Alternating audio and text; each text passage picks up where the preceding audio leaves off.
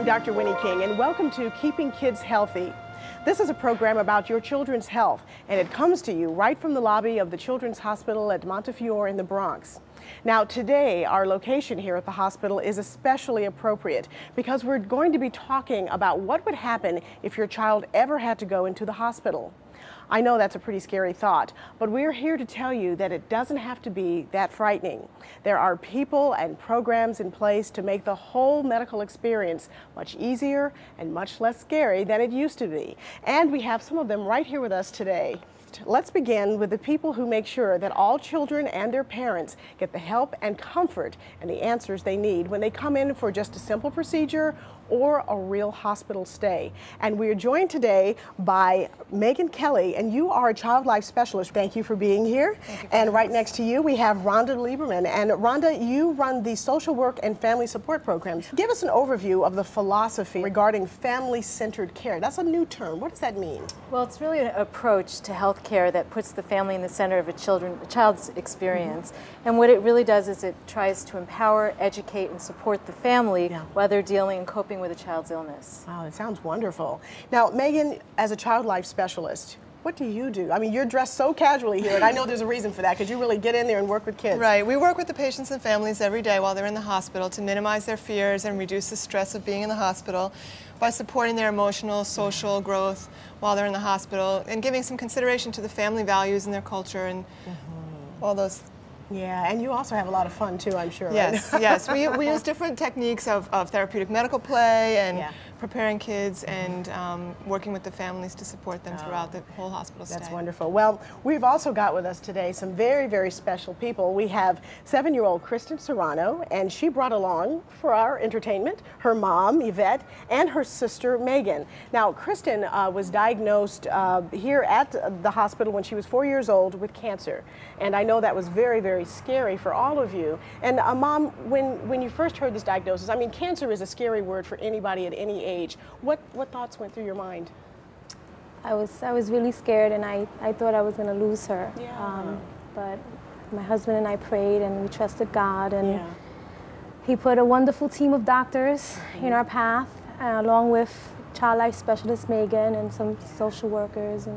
Oh, and Meghan, as the big sister, to see your younger sister diagnosed with something that was so potentially serious, what did you think? Were you scared? Yeah, but like I buzzed her around, but then it really came to me, how about if she dies? I'll be really scared and sad. That's right. And so you were concerned about her health and maybe thinking about all the times when maybe as a big sister you bossed her around and you were kind of wishing you hadn't done that after all, right?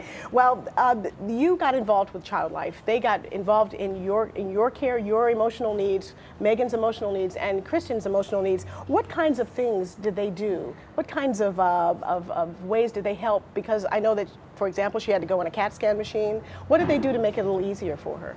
Well, Meghan, which is over there, she had brought in a box. It was a CAT scan machine, and she had a Barbie doll, and she demonstrated to Kristen how exactly the exam would be, so that her fears would be lessened and she would be more comfortable. And she was just there throughout the whole thing, like always explaining the exams that were going to take place. And Kristen, did you like working with Barbie? I mean, Barbie, hey, it can't be so bad if Barbie's involved, right? Did you like playing the games and learning about the CAT scan machine? Did that make it a little easier for you? I know it's a lot easier when you know in advance. I mean, even as an adult, when you know beforehand what's going to happen to you, it makes it so much easier. So I'm so glad that you had a good experience. And you and Meghan are now friends, huh? Yeah. Okay, well, Meghan, you do a lot of really phenomenal things, and you have a goodie bag that you call your Mary Poppins bag with all kinds of stuff. Show us what you got. Okay, well, I have a few things in here that we use all the time. I have a puppet named Fred, who has all the same things like the kids do. He has ID band and IV. And we have my keys that all the kids like, that has lanyard on it and different keychains that they like to play with and get distracted with. All right. And now you also help children with the dreaded IV. Yes. That's something that frightens even adults, and it's even scarier for children. Kristen, come over and let's help Meghan show us how she taught you about the IV. One of the things that we do is use these dolls for the kids to practice placing IVs. Will you do the IV for Ashley today? Okay, put on your stethoscope. Yes, and she named the doll Ashley. There you go. That was her name, and you drew the face on there too. And she drew the face on here too. Okay, good. Okay, let's clean our arm. Right Good. there. Wash it off with a little alcohol. And we're going to put the tourniquet on. Can you tell her how it's going to feel? What's going to happen? She can be okay, right? You want to hold her hand? Yeah. Okay. Yeah. You want to help put the needle in? Now we want to remember that when we put the needle in, the sharp part is going to come out, and we're going to take it away, and only the soft part is going to stay in, Ashley, right? Okay, right. You ready to help me? Here we go. Tell her 1, 2, 3. Bing. Oh, she did such a good job staying still. She did. Okay, I'm going to throw this part away. Now, why is it so important to go through this whole process with kids? It makes them very familiar with the process that they're going to undergo. And a lot of times, if they do it on a regular basis, they will verbalize some of their own fears about getting the IV placed. And it gives them a chance to practice some of the techniques of how to relax and how to stay calm when the doctors are doing this. Yeah, that's great. And you know, in addition to the IV, you do a lot of things. Kristen, you did a wonderful job. Oh, and you got a stethoscope too. Come back here. Thank you, Kristen. Great job, honey. You also help with relaxation and with guided imagery, helping kids kind of think through things. Tell us about that. Yes, we've all been trained on how to use relaxation and guided imagery to help kids lessen their anxiety. It's something that we can teach the kids here at the hospital, and then they can take it with them to use it for future needs. Right. And in the past, I had one patient, Andre, who was a 12-year-old boy, and when he first came in, he was so anxious about getting IVs placed that it would take 4 or 5 doctors to hold him down, and he would be struggling, and people would be getting hurt, and it was very traumatic for him and everybody involved. Right. So I asked him if he would like to work on using guided imagery with me, and he agreed and was very successful in learning this technique. And so eventually, what was such a terrifying experience for him became a lot easier just simply by guiding him. Yes. When you've got some tape of what Andre was like after you worked with him. Let's go ahead and take a look at that. Okay. That's just a classic example of what you can do. You'll notice in the beginning Andre is kind of fidgeting around with his hands, and as I work with him he becomes more relaxed, his whole body posture is relaxing. And he's becoming more focused on calming himself down. Right. Now he's able to take this technique and carry it over when he's actually having an IV placed by the nurse at the bedside.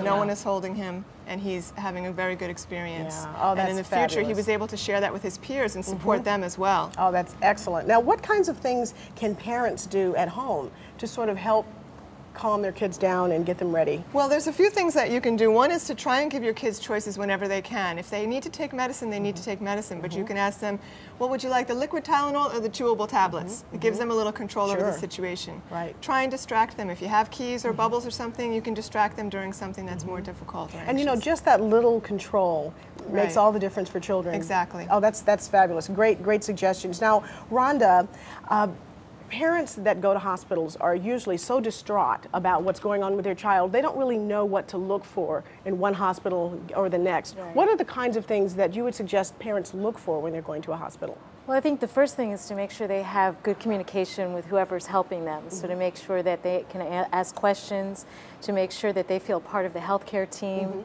that they are able to access information and get unbiased information at their pace, that they have supportive services like child life, social work, patient education, health education, discharge plan is clear to them, and that overall they feel supported in the environment, that they can sleep over with their child and feel comfortable in the environment. Now, when a child comes into the healthcare system, and as an ER doctor, I brought many children in because they've been ill, I'm concerned about their welfare. I'm more focused on the medical aspect of it. The parents are so upset about the child being sick. Sometimes they don't really think about asking those kinds of questions. Who do you ask when you're getting ready to go to a hospital, or if you're in the hospital, about these services?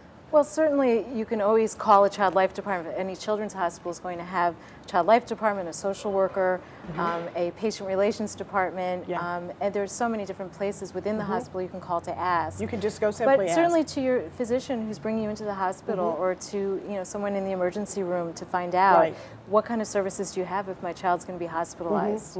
So, no matter what you're going through, there are support groups and people out there to help you, and there are ways to get the information that you need. Now, right now, we're going to put up some names and information for you to check out. I want to thank all of you guys for being here on the show today. You were absolutely fabulous.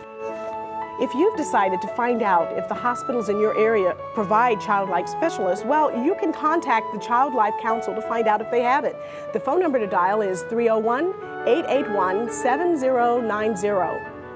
Also, if you would like to know if there's a hospital nearby that provides certain services that fall under family-centered care, you can call the Institute for Family-Centered Care to find out. And that number is area code 301-652-0281. Now, here are some questions to ask at the hospital to see if they have services in place like the ones we've discussed today. Are there beds in every room to accommodate overnight stays? Is there a family resource center? Does the hospital provide a preparation program? Is 24-hour visiting permitted? Are there family-to-family support groups? Are there comfortable lounges on every floor for families to relax? Are there play areas for patients and siblings on every floor? Well, we hope we see you next time on Keeping Kids Healthy. Bye-bye, everybody.